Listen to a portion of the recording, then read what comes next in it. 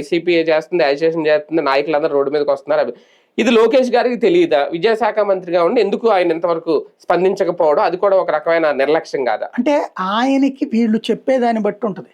మనం ఎదవరకటి సిస్టమ్ అంతా గందరగోళంగా ఉండేది సార్, ఇట్లయితే గనక కరెక్ట్ అని ఎవరైనా చెప్తే ఓకే కానీ అంటారు ఆయన దగ్గర. కాబట్టి ఇప్పుడు ఈ కంప్లైంట్ వస్తున్నది కాబట్టి మనోళ్ళు ఏమైనా తప్పు చేశారా ఏంటి అనేది క్రాస్ చెక్ చేయాలి. ఎందుకంటే అభ్యర్థులు కాల్ లెటర్స్ తో వస్తున్నారు బయటకి అనుకోవచ్చు. అంటే అది చేయడం అనేసి ఇప్పుడు ఆయన ఎవరో నేను మాట్లాడుతున్నాడు, గ్రూప్ 1 పరీక్షల్లో జగన్ అయితే ఆటో డ్రైవర్లతో దిద్దించాడు, లేదంటే రిక్షా, అంటే అది కాదు కదా, అది కప్పిపుచ్చుకునే ప్రయత్నం, డైవర్షన్ జరుగుతుంది. కానీ అసలు వీళ్ళకి న్యాయం జరగాలంటే లోకేష్ గారు అంత పక్కాగా చేస్తున్నామని చెప్తారు, ఆయన ఎందుకు రావట్లేదు? లేదా దీని మీద పవన్ కళ్యాణ్ ఎందుకు ప్రశ్నించట్లేదు? అంటే ఇప్పుడు బేసిక్ గా ఒకటి వీళ్ళ సీరియస్నెస్ ఎన్ని రోజులైంది, ఇప్పుడు వీళ్ళు స్పందిస్తోంది.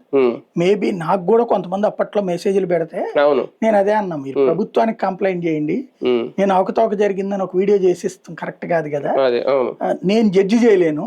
అదే నాకు పెట్టారు ఒక 5-6 మెయిల్స్ వచ్చినాయి, వస్తే నేను చెప్పాను అనమాట, నేను ఫీల్డ్ జర్నలిజం చేయట్లేదు ప్రజెంట్, ఫీల్డ్ జర్నలిజం చేస్తే నా ఎంప్లాయ్కి పంపించిన రిపోర్ట్ నేను వెతికిస్తాను, కానీ నేను ఫీల్డ్ జర్నలిజం చేయట్లేదు, నాకు అంత స్టాఫ్ మ్యాన్ పవర్ కూడా లేదు, మీరు ఏదైనా చేయగలిగితే లీగల్ గా చేయండి, నేనుగా చేయడానికి ఏం సాధ్యం కాదండి అని చెప్పాను అనమాట.